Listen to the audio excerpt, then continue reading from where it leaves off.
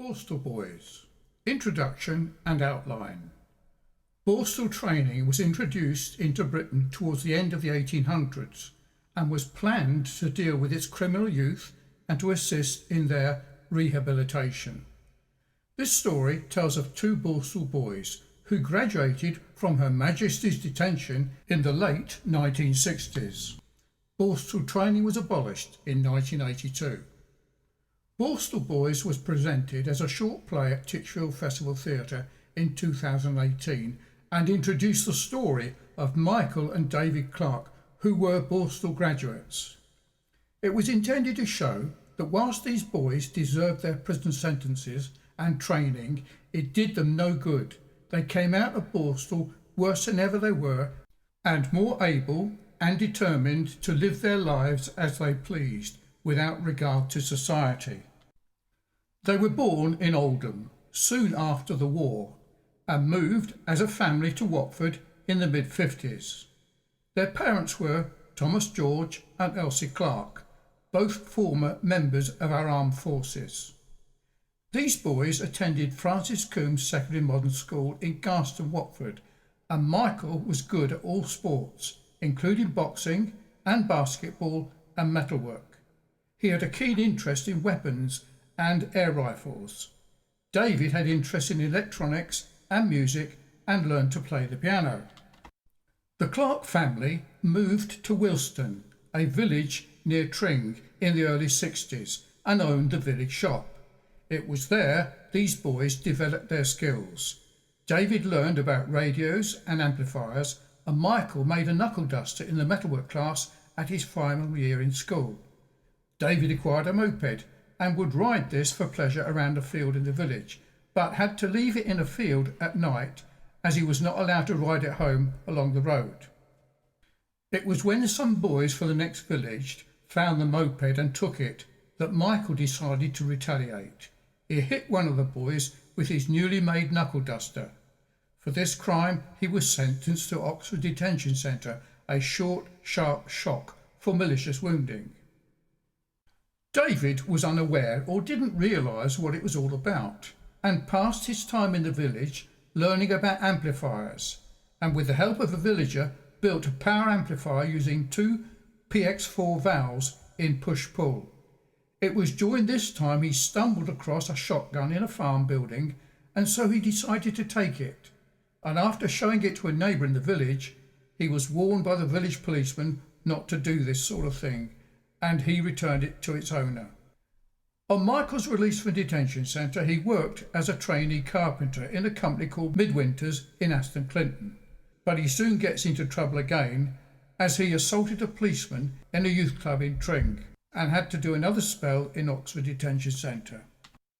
The family moved from the village to Aylesbury in 1963 due to the embarrassment that the boys had caused the family in the village, and it was there David learned to play the electric guitar after hearing the tune Apache by the Shadows. He decided he needed an amplifier for his guitar, so he stole a PA amplifier from the Catholic Church in Watford and squashed his conscience by remembering what his mum had told him, that the Catholics were wrong anyway, so as far as he was concerned it didn't matter. Whilst Michael was in Borstal, he was able to work with other lads from the Grange Secondary Modern School, and they formed a rock band and began to play in gigs in Aylesbury, in Aston Clinton and Tring. On Michael's release from detention centre, he got himself a TV 175 Lambretta and mixed with the mods in Aylesbury. But they soon got into trouble, and Michael was sent to Rochester Borstal for stealing cars. It was then David inherited his scooter, and so he was now mobile. And during a visit to Michael in Rochester Borstal, one of the screws said to David that he was next in line to be sent to Borstal. His response was to laugh, saying, "Oh, you must be joking." Little did he know how true that was.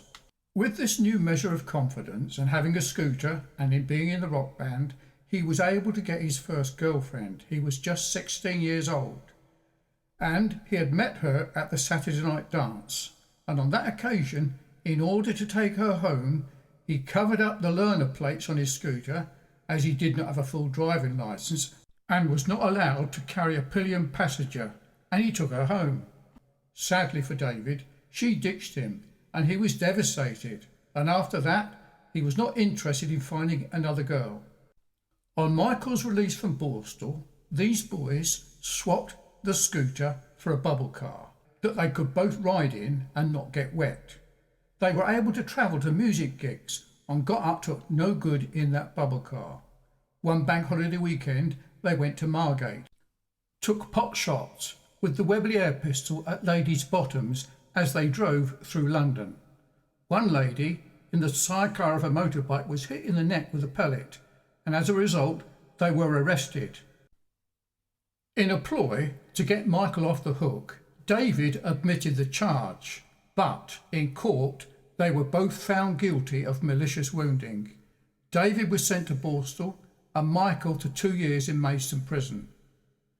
The story goes on to tell of David's 3-year career of undetected crime after leaving Dover Borstal in 1968, and Michael's imprisonment some 30 years later for 16 years in the Philippines, and of their independent conversions from crime to follow Christ.